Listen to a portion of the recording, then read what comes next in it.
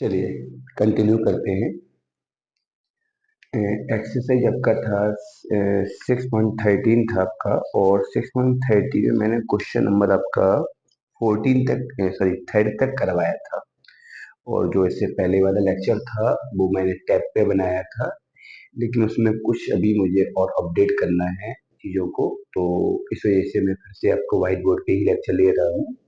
चीज़ों को अपडेट करने के बाद फिर कुछ लेक्चर आपका जैसे कि समझाने वाली चीज़ें हैं, जो थ्योरी बेसिक वाला रहेगा तो वो मैं व्हाइट बोर्ड पर ही लेक्चर लूंगा, और क्वेश्चन वाले लेक्चर को मैं टैब से बना दिया करूंगा।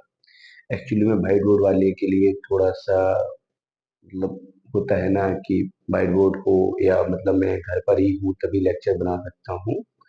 टैब पे तो ऐसा है कि मैं कहीं भी हूँ और लेक्चर उसको अपलोड कर सकता हूँ। इस चक्कर में कुछ लेक्चर भी डिले होते रहते हैं फिर हमारे। तो एक्सरसाइज है आपका 6.13। क्वेश्चन नंबर 4 है आपका कि एक समद्विबाहु त्रिभुज है। एक समद्विबाहु त्रिभुज है जिसमें न्यूनतम परिमाप, एक समबाहु त्रिभुज है, समद्विबाहु है सॉरी, उसमें न्यूनतम परिमाप जिसके अंतर्गत आर त्रिज्या का वृत्त बना है, तो वह परिमाप जो है वो 6r√3 होगा। तो देखो यहाँ पे पहले पहले मैं वृत्त बना देता हूँ। जो वृत्त है वो समद्विबाहु त्रिभुज के अंदर है। ये आपका जो वृत्त है वो समद्विबाहु त्रिभुज के अंदर है। तो ये आपका एक त्रिभुज है इस टाइप से, और इसको यहाँ पे टच किया हमने, और इसको हमने यहाँ पे मिलाया। ठीक है, तो एक त्रिभुज है आपका ए बी सी। थोड़ा सा आपको ये बड़ा या छोटा लग रहा होगा, लेकिन समद्विबाहु त्रिभुज है। तो यहाँ पे एक चीज याद रखो कि इस त्रिभुज में मैंने क्या रखा है, ए सी बराबर, एक काम करो, ए यहाँ मान लो, ए बी सी इसको मान लो। तो इसमें क्या है, ए सी और ए बी बराबर है। ये क्वेश्चन में गिवन है कि त्रिभुज कैसा है आपका, समद्विबाहु है। अच्छा, एक चीज याद रखो, अगर त्रिभुज समद्विबाहु है तो दो भुजाएं बराबर होंगी। दो भुजाएं बराबर हैं तो वो दो कोण भी उसके बराबर होंगे। चलिए, तो मैंने क्या लिया, जिसका सेंटर है, और इस सेंटर से मैंने एक लंब यहाँ डाला। मान लो लंब ये पी पर मिला, एक लंब मैंने यहाँ डाला, ये लंब आपका क्यू पर मिला, और और एक लंब मैंने यहाँ डाला जो कि कहाँ मिला आपका, आर पर मिला। ठीक है, इसको ऐसे ही मैंने ऊपर टच करा दिया। ठीक है, ये पूरी सीधी ही लाइन है। ठीक है, थोड़ा सा तिरछा लग रहा होगा लेकिन तिरछा है नहीं, तो लाइन कैसी है आपकी, सीधी ही है। ठीक है, ये कहाँ मिला आपका, आर पे मिला। ठीक है। अच्छा, समद्विबाहु त्रिभुज है, मैंने इन दोनों भुजाओं को बराबर माना। अगर इन दोनों को मैंने बराबर माना तो ये दोनों कोण भी कैसे होंगे, बराबर होंगे। तो ये पूरा का पूरा जो टोटल एंगल है, जो टोटल एंगल है वो मैंने माना है 2θ। ठीक है, अब इसको मैंने सेंटर से मिला दिया। इसको मैंने किस पे मिला दिया, सेंटर पे जाके मिला दिया। जब मैंने इसको सेंटर पे मिलाया तो ये आधा जो एंगल होगा वो थीटा बनेगा। ऐसे ही मैंने इसको लाके यहाँ पे सेंटर पे मिला दिया, तो ये पूरा एंगल 2θ था, तो ये आधा एंगल थीटा यहाँ बन जाएगा और आधा एंगल थीटा यहाँ बन जाएगा। ऐसे ही आधा एंगल थीटा नीचे बना तो आधा एंगल थीटा आपका ऊपर बना। अगर मैं बात करूं in triangle, in triangle A R C की, ए आर सी की, तो ए आर सी में अगर देखा जाए तो जे वाला कोण 90 का है और जे वाला कोण 2θ है। तो जे वाला कोण कितना हो जाएगा आपका, 90 - 2θ। कैसे होगा, 90 - 2θ, ये आधा कोण, क्योंकि मैंने बात की इस वाले ट्रायंगल की, ए आर सी, मतलब मैं बोल सकता हूँ जो वर्टिकल लाइन है उसकी लेफ्ट की बात की मैंने। जब मैंने उसके लेफ्ट की बात की तो एक एंगल 90 हो गया, और त्रिभुज में जब तीनों कोणों को जोड़ते हैं तो उसका एक फल 180 होता है। जब उनका एक फल 180 होता है, जिसमें से 90 वाला जो एंगल आपका अलग निकल चुका है, जब ये 90 वाला एंगल आपका निकल चुका है तो अब यहाँ बचा कितना, इन दोनों का एफएल कितना होना चाहिए, 90 होना चाहिए। उस बचे हुए 90 में जे आपका 2θ निकल गया, तो ऊपर वाला कितना बचेगा, 90 - 2θ। और वैसे अब तीनों कोणों को जोड़ो, इस पूरे को, इसको इसको, तो टू थीटा और टू थीटा कट जाएगा और 90 टोटल कितना हो जाएगा, 180 ही रहेगा। तो त्रिभुज के कोणों का एक कोण कितना होता है, 180 होता है। चलिए अब मैं यहाँ पे एक छोटा सा काम करने वाला हूँ। तो यहाँ से आपको मिल गया है इन एंगल ए आर सी, जो मैंने अभी यहाँ पे लिखा है, जिसमें आपका एंगल ए आर सी आपका 90 था, और यहाँ पे angle A C R, angle A C R आपका टू थीटा था। तो देन आपका angle C A R, C A R कितना हो जाएगा आपका, 90 माइनस का टू थीटा होगा, जो कि मैंने यहाँ पे लिखा है कि ये 90 माइनस टू थीटा होगा। अब इसके बाद मैंने क्या किया कि इसकी परिमाप की चर्चा की मैंने। परिमाप के पहले इसमें उन्होंने बोला है कि जो वृत्त है उसकी त्रिज्या स्मॉल आर है। वृत्त की त्रिज्या क्या है, स्मॉल आर है। जब वृत्त की त्रिज्या स्मॉल आर है तो इसका मतलब है जो त्रिज्या है वो एक कांस्टेंट की तरह काम करेगा, क्योंकि जो दिया जाता है वो कांस्टेंट होता है और जो हम लोग मानते हैं वो वेरिएबल हो जाता है। तो यहाँ पे आर जो है वो कांस्टेंट की तरह काम करेगा। इसके बाद फिर मैंने क्या लिया, in triangle C R O, इस सेंटर को ओ माना, सी आर ओ। अब देखा जाए आर पे 90 बना है, तो इस छोटे वाले ट्रायंगल में जिसको मैंने शेडेड किया है, तो इस छोटे वाले ट्रायंगल में 90 के सामने कर्ण होगा, जिस पे एंगल बना है वो आधार होगा, और एंगल के सामने लंब होगा। ये आपका हाइपोटेनस होगा, ये बेस होगा, ये परपेंडिकुलर होगा। तो अब मुझे क्या करना है, ये वाला पार्ट चाहिए, मतलब बेस चाहिए हमको। हमको क्या चाहिए, बेस। हमारे पास क्या है, परपेंडिकुलर है और ये वाला एंगल है जो कि मैंने माना है। तो हम यहाँ पे टेन थीटा अप्लाई करेंगे और टेन थीटा हो जाएगा परपेंडिकुलर अपॉन बेस, लंब बटे आधार। तो आर अपॉन लंब आर है, आधार कितना है, सी आर है। आधार कितना है, सी आर है। ठीक है। तो इसका मतलब अगर मैं सी आर को यहाँ ले जाऊँ तो टेन अपॉन में जाएगा, तो सी आर बराबर हो जाएगा आर अपॉन टेन थीटा। तो सी आर बराबर हो जाएगा आर कॉट थीटा। अब देखो, जैसे मान लो कोई बिंदु वृत्त के बाहर है, उससे अगर हम स्पर्श रेखाएं खींचते हैं तो उनकी लंबाइयां बराबर होगी। जे वाली लंबाई और जे वाली लंबाई कैसी होगी, बराबर होगी। तो इसका मतलब जो सी आर है वही सी पी होगा, वही क्या होगा आपका, सी पी होगा। और अगर देखा जाए तो जे वाला ट्रायंगल और जे वाला ट्रायंगल आपका सेम है। तो जब ये ट्रायंगल सेम है तो इसका मतलब है जे वाली साइड और जे वाली साइड भी बराबर होगी। तो देन मैं बोल सकता हूँ कि सी आर बराबर कितना, आर बी। और जितना आर बी होगा उतना ही बी क्यू होगा, उतना ही कितना है आपका, बी क्यू है। ठीक है। तो इसका मतलब है सी आर बराबर आर बी बराबर बी क्यू, और सी आर बराबर कितना है, सी पी भी है। तो इसका मतलब ये सारे के सारे जो पार्ट हैं वो आर कॉट थीटा होंगे। कितने होंगे आपके, आर कॉट थीटा। तो जे वाला पार्ट मिल गया आपको, जे वाला पार्ट मिल गया, जे वाला पार्ट मिल गया और जे वाला पार्ट मिल गया। अब चाहिए जे वाला पार्ट। और अगर ये दोनों पार्ट और मिल जाते हैं तो त्रिभुज के सारे पार्ट आपको मिल जाएंगे, और सारे के सारे पार्ट को अगर तुम जोड़ दोगे तो तुम्हारा क्या आ जाएगा, त्रिभुज का परिमाप आ जाएगा। तो इसको निकालने के लिए, इस वाले पार्ट को निकालने के लिए हमने कौन सा ट्रायंगल लिया, मैंने लिया in triangle A Q O, A P O, sorry, A P O. तो ए पी ओ लिया, तो पी पे 90 बना, तो 90 के सामने कर्ण होगा, जिस पे कोण बना है वो आधार होगा, और कोण के सामने आपका लंब होगा। तो यहाँ पे फिर से लगा दिया टेन, बस यहाँ पे थीटा बदल जाएगा। तो थीटा हो जाएगा 90 माइनस का टू थीटा। लंब लंब मतलब आर, आधार कितना हो जाएगा यहाँ पे, ए पी। ठीक है। टेन 90 माइनस थीटा होता है आपका कॉट टू थीटा बराबर R upon A P. A P यहाँ जाएगा तो ए पी बराबर आर अपॉन कॉट थीटा। तो आर कॉट ऊपर जाएगा तो कितना हो जाएगा, टेन टू थीटा। कितना हो जाएगा, टेन टू थीटा। और जितना ए पी होगा उतना ही क्या होगा आपका, ए क्यू होगा। तो यहाँ पे बोल सकता हूँ ए पी बराबर ए क्यू बराबर कितना हो जाएगा, आर टेन टू थीटा। चलिए, तो मैंने क्या किया कि थोड़ा सा टेक्नोमेट्री का यूज करके हमने सारे के सारे पार्ट फाइंड कर लिए।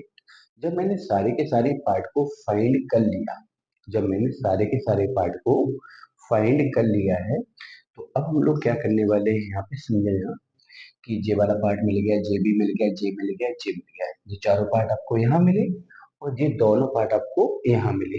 अब मैं त्रिभुज के परिमाप की बात करूंगा। तो त्रिभुज का जो परिमाप होता है वो होता है तीनों भुजाओं का योग, A B plus B C plus C A. ठीक है। अच्छा, A B plus B C plus C A. हम ए बी को चाहे तो कैसा लिख सकते हैं, A Q plus Q B. ठीक है। बी सी को लिख सकते हैं B R plus R C. और मैं ए सी को लिख सकता हूँ ए पी प्लस का पी सी। ठीक है। जो छोटे, हमने भुजाओं को छोटे छोटे पार्ट में बदल दिया, जो छोटे छोटे पार्ट हम लोगों ने ज्ञात किए हैं। अब देखा जाए इसमें सीपी का जो वैल्यू है, किसका वैल्यू, सीपी का वैल्यू, सीपी का वैल्यू, सी आर का वैल्यू, सी आर का वैल्यू, सी आर बी का वैल्यू, आर बी कितना है, आर बी, हाँ आर बी का वैल्यू, और बी क्यू का वैल्यू। ये चारों के चार वैल्यू कितने हैं, आर कॉट थीटा है। तो इनको सभी को कितना बोलेंगे, R cot theta, R cot theta, R cot theta, R cot theta. जब सबको ऐड करोगे तो 4 आर कॉट थीटा। ठीक है, स्मॉल आर है। और बाकी बचे हुए दोनों पार्ट की वैल्यू कितनी है, ए क्यू और ए पी। इन दोनों की वैल्यू कितनी है, आर टेन टू थीटा। तो ये 2 आर है, 2 आर टेन टू थीटा हो जाएगा। तो इससे मैंने त्रिभुज का परिमाप निकाला।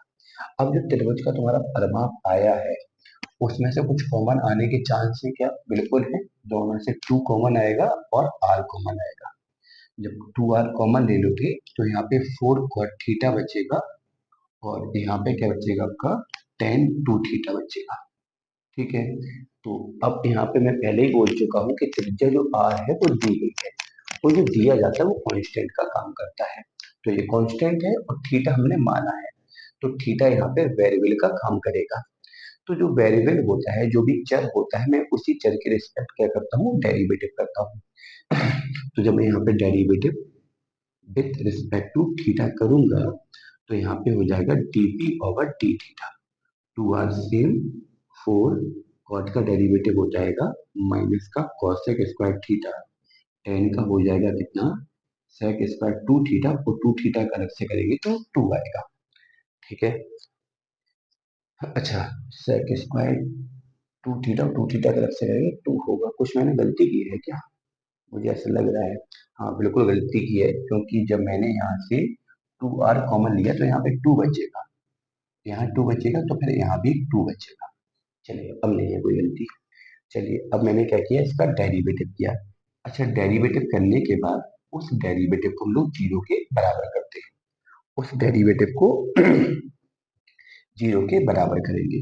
जब इसको जीरो के बराबर करोगे तो 2r माइनस का 2 कॉसेक स्क्वायर थीटा प्लस का 2 सेक स्क्वायर टू थीटा बराबर जीरो।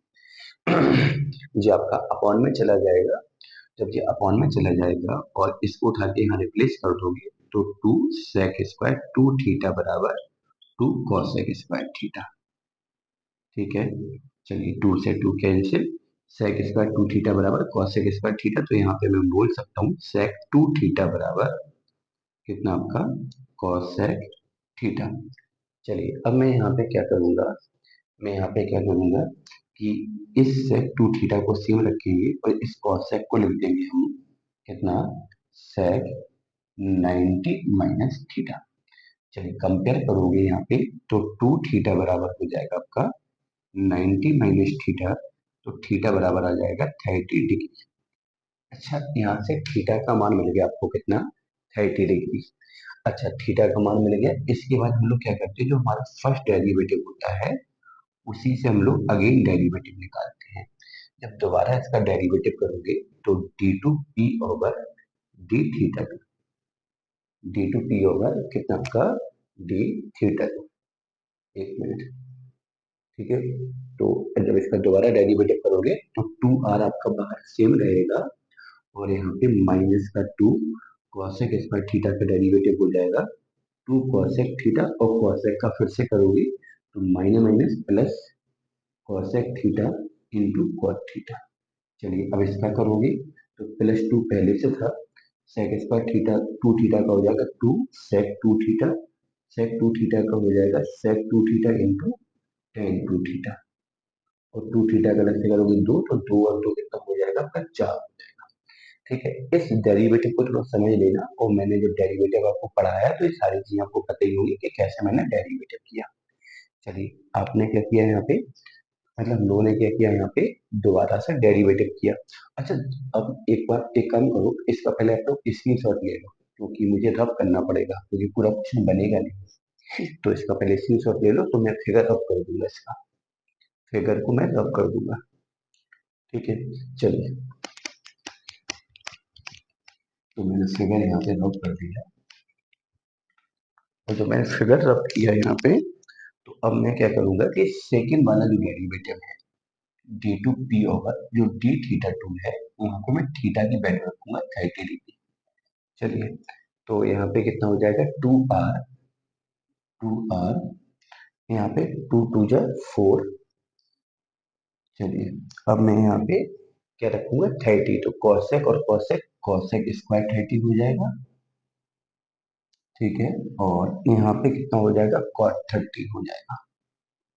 ठीक है, प्लस यहाँ पे 4 दूनी कितना हो जाएगा 8 हो जाएगा, और सेक का मल्टीपल सेक से करोगे तो सेक स्क्वायर हो जाएगा। लेकिन एक्चुअल में यहाँ पे थीटा की जगह पे 2 थीटा है, और थीटा का वैल्यू है 30, तो 30 दूनी 60, तो यहाँ पे सेक स्क्वायर 60 हो जाएगा, और यहाँ पे टेन भी कितना हो जाएगा 60 हो जाएगा। अब इतना तो तुम लोग टैलेंटेड हो कि ये सारे के सारे किस क्वाड्रेंट में है, पहले क्वाड्रेंट में है, तो सारी के सारी की वैल्यू कितनी आएगी, मतलब पॉजिटिव आएगी। जब ये सारे के सारे मान पॉजिटिव आएंगे तो इसका रिजल्ट भी कैसा आएगा, आपका पॉजिटिव आएगा, और पॉजिटिव की बात तो क्लियर है कि आपका मिनिमा होगा। तो यहाँ से आधा सवाल आपका हो चुका है कि जो आपका पैरामीटर है वो कैसा है, मिनिमा है। लेकिन इस क्वेश्चन में उन्होंने मिनिमम पैरामीटर को पूछा भी है, जो पी की मिनिमम वैल्यू है वो भी हमें ज्ञात करनी है। तो पी की मिनिमम वैल्यू ज्ञात कैसे करेंगे, तो मैं सबसे पहले देखूंगा कि मेरा पी आया क्या है 5। तो मेरा पी आया था 2r, और कितना 2 cot थीटा, और प्लस का tan 2 थीटा। ठीक है, अब एक्चुअल में जो मिनिमा है वो थीटा के किस मान पर है, 30 डिग्री के लिए। जब मैंने थीटा की वैल्यू 30 लिखी, तभी तो सेकंड डेरिवेटिव आपका पॉजिटिव आया, और सेकंड डेरिवेटिव पॉजिटिव आया, इसलिए मैंने मिनिमा बोला। तो थीटा बराबर 30 के लिए ये मिनिमा है, तो वही थीटा हम लोग यहाँ डालेंगे। तो 2r 2 cot 30 प्लस 10, 30 और 2 कितना हो जाएगा 60। चलिए सॉल्व करेंगे। 2r cot 30 की वैल्यू √3 होती है, और tan 60 की वैल्यू भी कितनी होती है, √3 होती है। तो 2 √3 और √3, 2r 3 √3 हो जाएगा। तो यहाँ पे हो जाएगा कितना, 3 3 2 जा 6r√3। यही हम लोगों को बताना था कि हमारा प्रमाप होगा वो 6r√3 होगा। वो भी कौन सा प्रमाप होगा, न्यूनतम प्रमाप होगा। तो थोड़ा सा लेंदी क्वेश्चन है, एक बार इसको पॉज करके बैक में जाकर दोबारा देखें तो चीजें फिर जो भी छूटी हुई होगी वो भी क्लियर हो जाएगी। चलिए इसका अच्छे से स्क्रीनशॉट ले लो पहले आप लोग।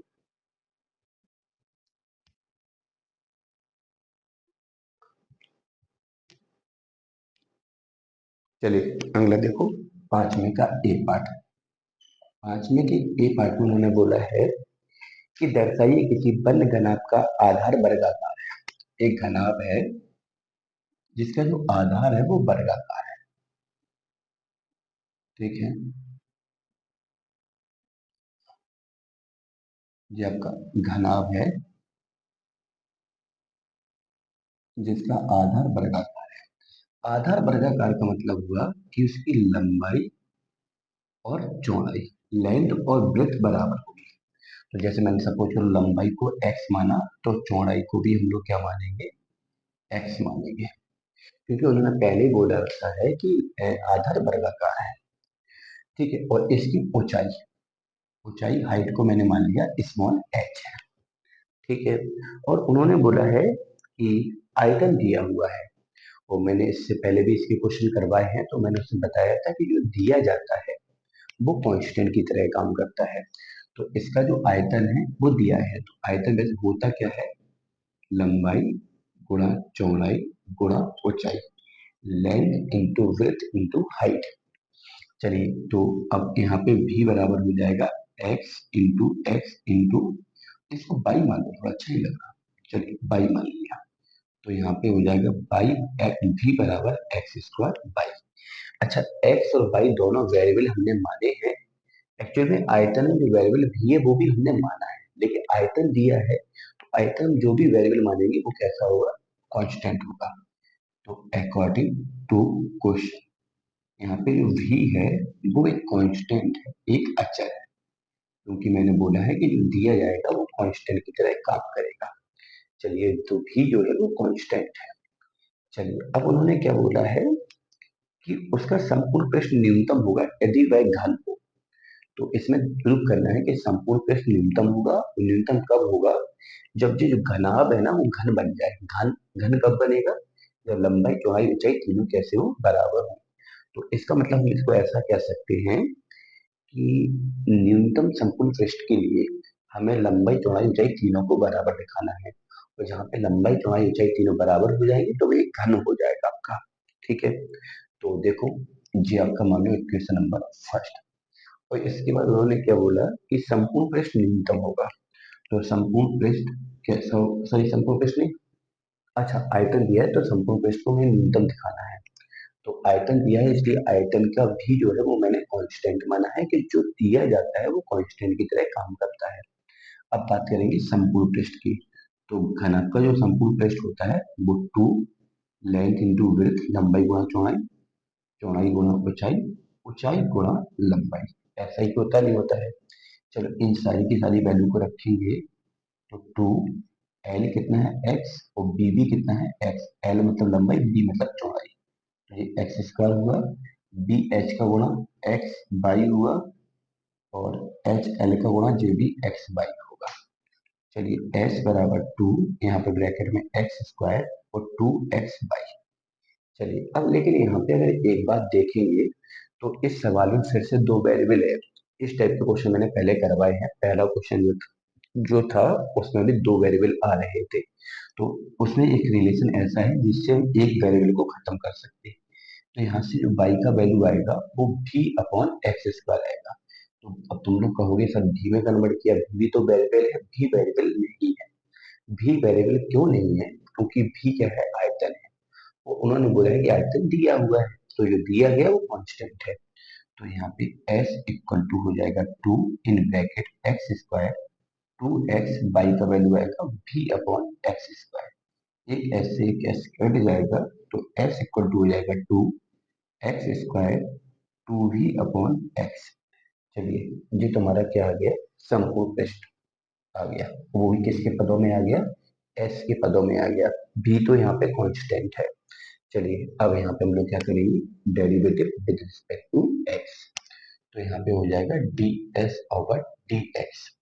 डेरिवेटिव करो, टू बाहर रहेगा, एक्स स्क्वायर का हो जाएगा टू एक्स, और प्लस का टू भी वन अपॉन एक्स का minus one upon X square. चलिए यहाँ से टू कॉमन आया तो फोर हो गया, एस माइनस का वी अपॉन एक्स स्क्वायर। चलिए अब हम लोग क्या करेंगे कि फर्स्ट डेरिवेटिव को जीरो के बराबर, जीरो के बराबर किया तो फोर इन ब्रैकेट एक्स माइनस भी अपॉन एक्स स्क्वायर बराबर जीरो। तो एस माइनस भी अपॉन एक्स स्क्वायर बराबर जीरो हो जाएगा, एस बराबर भी अपॉन एक्स स्क्वायर। तो एक्स क्यू बराबर भी हो गया, तो एक्स बराबर भी की पावर कितना हो गया, वन बाई थ्री हो गया। एस बराबर भी की पावर कितना हो गया, वन बाई थ्री हो गया। जब s बराबर v की पावर वन बाई थ्री हो गया तो हम लोग क्या करेंगे इसमें, ये तो फर्स्ट डेरिवेटिव आया आपका, सॉरी सॉरी सॉरी सॉरी, ये आपका फर्स्ट डेरिवेटिव आया। अब इससे हम लोग करेंगे अगेन डेरिवेटिव। जब अगेन डेरिवेटिव करोगे तो D two S over D X two, four S का डेरिवेटिव वन, माइनस भी सिम वन अपॉन एक्स स्क्वायर का डेरिवेटिव हो जाएगा माइनस टू अपॉन एक्स। ठीक है, चलिए अब मैं क्या करूंगा कि जो मैंने फर्स्ट डेरिवेटिव से s का वैल्यू निकाला वो यहाँ पुट करेंगे। तो D two S over D H two है। मैं किसका वैल्यू रखूंगा यहाँ पे मैं किसका वैल्यू रखूंगा? तो मैंने यहाँ पे वैल्यू रखा किसका? अब मैं कुछ करूंगा, मैंने एस का वैल्यू रखा, तो 4 ब्रैकेट में 1 माइनस माइनस और माइनस प्लस 2v अपॉन, और एस का वैल्यू कितना है? v की पावर 1/3, लेकिन 3 पावर पहले से लगा है, तो v की पावर 1/3 का होल क्यूब। तो 3 से 3 पावर कैंसिल, v से v कैंसिल हो जाएगा, 4 ब्रैकेट में 1 प्लस का 2 हो जाएगा, मतलब ये पॉजिटिव आया। तो पॉजिटिव से ये बात क्लियर है कि आपका कैसा होगा? मिनिमा होगा।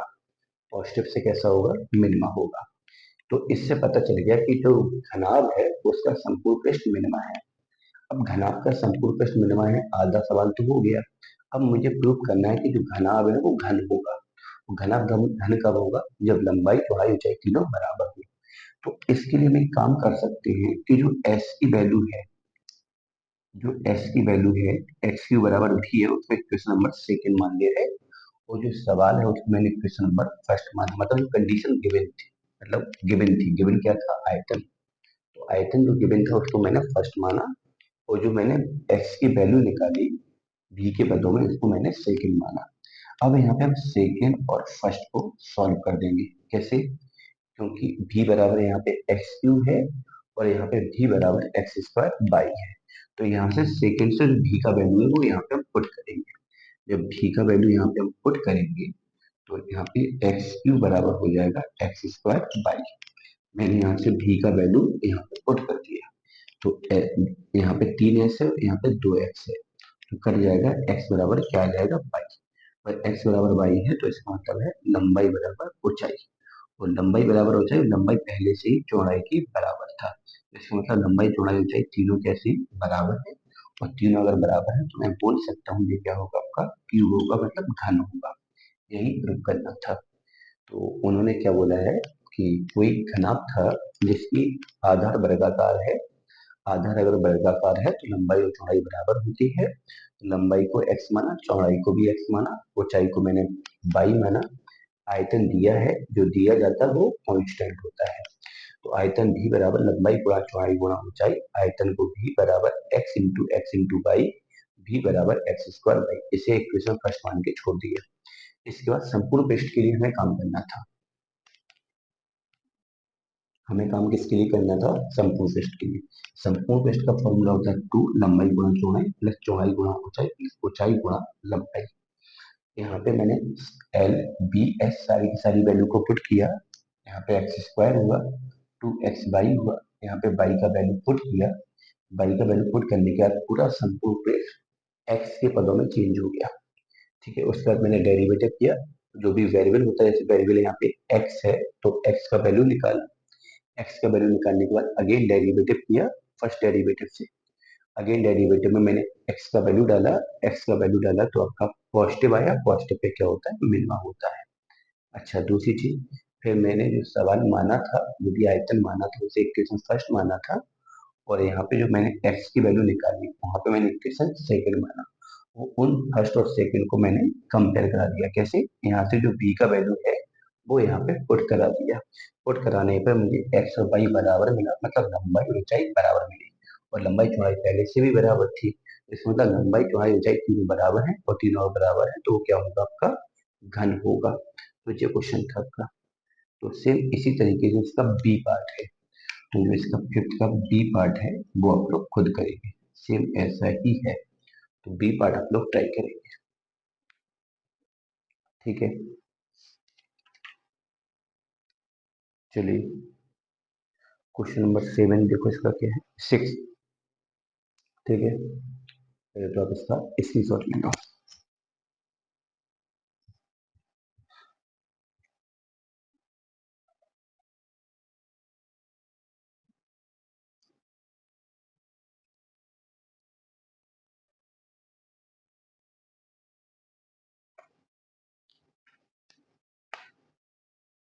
चलिए क्वेश्चन नंबर 6 देखो क्या है इसमें। उन्होंने क्या बोला है कि खुले बेलनाकार बर्तन के पृष्ठ का क्षेत्रफल। एक बेलनाकार बर्तन है, ये बेलनाकार बर्तन खुला है। खुले होने का मतलब ये है कि ढक्कन नहीं है इसमें, तली तो होगी, ढक्कन नहीं है। नीचे वाला पार्ट है और चारों तरफ का पार्ट है, नीचे वाला पार्ट है, ऊपर कुछ नहीं है उसमें। ठीक है। इसकी त्रिज्या मैंने आर मानी है, ऊंचाई क्या मानी है, एच। ये दोनों चीज हमने क्या की, लेट की। तो इसका मतलब दो वेरिएबल है, आर भी वेरिएबल है और एच भी वेरिएबल है। ठीक है। उसका जो पृष्ठ है, अब यहाँ पे पृष्ठ की अगर हम बात करें तो इसके पृष्ठ में चारों साइड का सरफेस एरिया आएगा और नीचे का आएगा। ठीक है। तो इसका जो पृष्ठ होगा उसमें चारों साइड का एरिया मतलब पृष्ठ आएगा जो कि 2 पाई आर एच होता है, और नीचे वाला एरिया आएगा जो कि पाई आर स्क्वायर होता है। अच्छा, बहुत से सारे लोगों को मेंसुरेशन के ये फॉर्मूले नहीं पता है, तो 10th की बुक में इन फॉर्मूले को देख ले तो फिर चीजें और क्लियर हो जाएगी। तो संपूर्ण पृष्ठ एस बराबर होता है 2 pi r h plus pi r square. संपूर्ण पृष्ठ नहीं होता है, ये एक्चुअली में खुले बेलन का पृष्ठ निकाला। कैसे, पृष्ठ लिया और नीचे का पार्ट लिया, नीचे का पार्ट वृत्ताकार होता है तो वृत्त वृत्त वाला हमने एरिया लगा दिया, और वक्रपृष्ठ होता है 2 पाई आर एच। ठीक है। अच्छा, यहाँ पे जो एस है वो एक कांस्टेंट की तरह काम करेगा। एस नहीं है, एक्चुअली संपूर्ण पृष्ठ की वैल्यू दी गई है 100, तो इसको मैं ऐसा बोल सकता हूँ 2 pi r h pi r square बराबर 100। तो ये 100 दिया है, संपूर्ण पृष्ठ उन्होंने 100 दिया है। चलिए, इसे मान लो इक्वेशन फर्स्ट। चलिए, उन्होंने क्या बोला कि सिर्फ कीजिए अधिकतम आयतन। तो अधिकतम आयतन की बात करनी है, तो आयतन भी बराबर होता है बेलन का पाई आर स्क्वायर एच। यहाँ भी दो वेरिएबल है, तो एक वेरिएबल को हम खत्म करने के लिए क्या करेंगे, देखो यहाँ पे, यहाँ से एच का मान निकालेंगे। कितना आएगा, 100 माइनस का pi r square upon 2 pi r. यहाँ से हमने एच का मान निकाला, वो यहाँ पुट कर दिया, तो हो जाएगा पाई आर स्क्वायर। एच का वैल्यू कितना, 100 माइनस का pi r square upon 2 pi r. Pi से पाई कैंसिल, एक आर से एक आर कैंसिल, 1/2 बाहर आ जाएगा, इस आर का अंदर मल्टीप्लाई होगा, 100 r माइनस का पाई आर क्यूब। चलिए, मैंने क्या किया, फंक्शन को पूरी की पूरी तरह से, मतलब फंक्शन मतलब आयतन को का बदल दिया, आर के पदों में चेंज कर दिया। आर और एच दो थे, लेकिन उसमें से मैंने पहले समीकरण से एक वेरिएबल को खत्म कर दिया। अब पूरा का पूरा सवाल जो है वो आर में कन्वर्ट हो गया। जब पूरा का पूरा सवाल आर में कन्वर्ट हो गया तो हम लोग क्या करेंगे, इसका derivative with respect to R. तो यहाँ पे D V over D R, D V over D R 1/2, 100 आर का डेरिवेटिव 100, यहाँ पे हो जाएगा कितना, 3 पाई आर स्क्वायर। ठीक है। इसके बाद हम लोग क्या करते हैं, फर्स्ट डेरिवेटिव को जीरो के बराबर करते हैं। जब हम फर्स्ट डेरिवेटिव को जीरो के बराबर करेंगे, अब यहाँ पे हम फर्स्ट डेरिवेटिव को जीरो के बराबर करेंगे, तो जब इसको जीरो के बराबर करोगे तो 1/2 इन ब्रैकेट 100 माइनस का 3 पाई आर स्क्वायर बराबर जीरो। तो ये तो यहाँ जाएगा, जीरो हो जाएगा, यहाँ पे सीधा लिख दो 3 पाई आर स्क्वायर बराबर 100। ये यहाँ पे जाके प्लस का आर स्क्वायर बराबर कितना, 100/3 पाई। तो आर का वैल्यू हो जाएगा 100 का वर्गमूल 10, और रूट में कितना था, 3 पाई। ये आपके आर का वैल्यू आ गया। चलिए, अब आर का वैल्यू आ गया, अब हम लोग क्या करेंगे, इसमें अगेन डेरिवेटिव करेंगे। ये आपका पहला डेरिवेटिव आया, इससे हम लोग क्या करेंगे, अगेन डेरिवेटिव करेंगे। तो यहाँ पे हो जाएगा d2v/dr2, 1/2 आपका बाहर रहेगा, 100 का डेरिवेटिव जीरो, यहाँ पर हो जाएगा कितना, 6 पाई आर। तो यहाँ पे हो जाएगा माइनस का 3 पाई आर। चलिए, हमने क्या किया, इसका डबल डेरिवेटिव कर दिया। अच्छा, डबल डेरिवेटिव करने के बाद हम लोग आर का वैल्यू पुट करेंगे, तो जो डबल डेरिवेटिव आया उसमें मैंने आर का वैल्यू रखा कितना आपका, 10/√3 पाई। तो यहाँ पे माइनस का 3 पाई, आर का वैल्यू है 10/√3 पाई। मतलब ये नेगेटिव है, और नेगेटिव पे क्या होता है, मैक्सिमम होता है। तो हमें क्या पता चल गया कि जो आपका वॉल्यूम है, सॉरी वॉल्यूम है, वो मैक्सिमम है। अब वॉल्यूम मैक्सिमम मिल गया, ये तो इतना हो गया। अब मैक्सिमम वॉल्यूम मिल गया, इसके बाद हमें वॉल्यूम का मतलब मैक्सिमम वैल्यू वॉल्यूम को निकालना भी है। तो इतना पता चल गया वॉल्यूम मैक्सिमम है, और मैक्सिमम कब है, जब आर का वैल्यू 10/√3 पाई है। तो चलिए, अब मैं भी की मैक्सिमम वैल्यू निकालूंगा। वो मैक्सिमम कब होगा, जब आर का वैल्यू ये होगा। चलिए आर का वैल्यू यहाँ रखो, कितना हो जाएगा 1/2, यहाँ पे 100, आर का वैल्यू है 100/√3 पाई, यहाँ पे पाई, यहाँ पे आर का जब मैं वैल्यू रखूंगा, तो आर का वैल्यू जब यहाँ रखोगे तो इसका क्यू करोगे, तो 10 का क्यू हो जाएगा 1000, और इसका क्यू हो जाएगा 3 पाई√3 पाई। जैसे मान लो मैं बोलूँ कि रूट ए का मुझे क्यू करना है, तो हम लोग क्या बोल सकते हैं इसको, रूट ए का जब क्यू करोगे तो ऐसे a√a लिखेंगे हम लोग, समझे ना। तो वही चीज मैंने यहाँ पे की, तो पाई से पाई हमने कैंसिल कर दिया। अब यहाँ पे देखो 10 का गुणा 100 से 1000, तो 1000 कॉमन आ गया, पहले से ही बाहर 2 था आपका। अच्छा, यहाँ पे क्या बचा, 1/√3 पाई माइनस, ये कॉमन आ गया, और यहाँ बचा कितना, 1/3√3 पाई। चलिए यहाँ पे कितना है 1000/2, यहाँ पे एलसीएम ले लिया, 3√3 पाई, ये कट जाएगा, यहाँ 3 बचेगा, यहाँ 1 बचेगा। चलिए 3 से 1 गया, 2 बचा, और 2 से 2 कैंसिल, तो ये आ गया आपका 1000/3 में कितना आपका 3 पाई, समझे ना। तो यही हम लोगों को प्रूव करना था। तो क्या किया हमने, एक बार चीजों को समझते हैं फिर से। उन्होंने बोला कि कोई खुला बेलनाकार बर्तन है, बर्तन कैसा है, खुला है, मतलब ऊपर ढक्कन नहीं है, उसका जो क्षेत्रफल है, क्षेत्रफल में क्या क्या जोड़ा जाएगा, वक्रपृष्ठ और नीचे वाला पार्ट, ऊपर ढक्कन नहीं है, वक्रपृष्ठ और नीचे वाला पार्ट, वो 100 है। तो जो पृष्ठ है उसमें वक्रपृष्ठ आ गया और नीचे वाला पार्ट आ गया, नीचे वाला पार्ट पार्ट जो है वृत्ताकार है, तो πr² आ गया। इसको 100 के बराबर कहा क्योंकि उन्होंने पहले ही बोला था कि पृष्ठ आपका 100 है। इससे मैंने h का मान निकाला। h का मान क्यों निकाला, क्योंकि यहाँ पे दो वेरिएबल हो जाते हैं, वरना r और h, ठीक है। तो मैंने यहाँ से h का मान निकाला। इसके बाद बात करनी थी वॉल्यूम की, तो वॉल्यूम का फॉर्मूला होता है πr²h।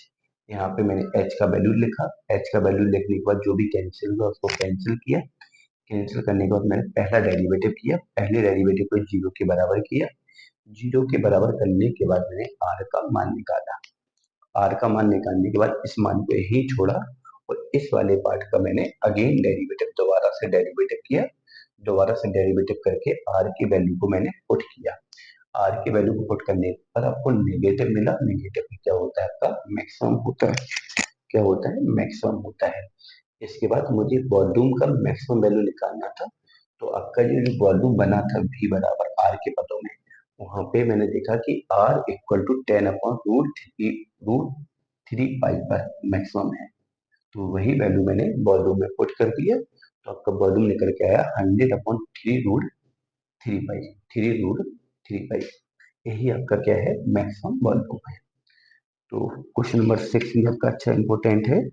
अच्छा क्वेश्चन नंबर 7 आप लोग खुद करेंगे, 7 आपका होमवर्क है, क्योंकि यहाँ पे क्या था, 6 में संपूर्ण पृष्ठ दिया था, आयतन का मैक्सिमम मिनिमम डिस्कस करना था। 7 क्वेश्चन में क्या है कि आयतन दिया है, क्या दिया है आयतन, और मुझे उसके पृष्ठ, मतलब उसके पृष्ठ को देखना है, पृष्ठ पे डिस्कशन करना है। तो यहाँ पे मान लो सपोज करो, अगर यहाँ पे s का वैल्यू 100 नहीं होता, तो यहाँ पे कांस्टेंट का काम कौन करता, s, तो पूरा सवाल s के पदों में चलता। इसी प्रकार जो आपका 7वां है उसमें आयतन दिया है, आयतन का कोई न्यूमेरिकल वैल्यू नहीं है, तो आयतन को भी मानेंगे, तो भी आपकी कांस्टेंट की तरह काम करेगा। जैसे यहाँ पे 100 आया, सपोज करो यहाँ पे 100 नहीं होता, तो फिर हम यहाँ पे s लिखते, क्या लिखते s, और जो s होता है वो कांस्टेंट की तरह काम करता है, जैसा 100 काम करता है। तो वैसे ही है, बिल्कुल सेम है, इसको ट्राई करो, 7 को नहीं बनता है तो फिर हमसे पूछो। तो मतलब इसी के साथ आपका मैक्सिमम मिनिमम खत्म हुआ।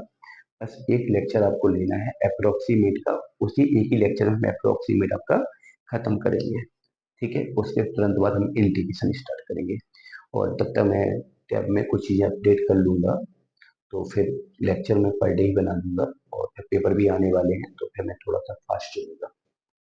चलिए मिलते हैं।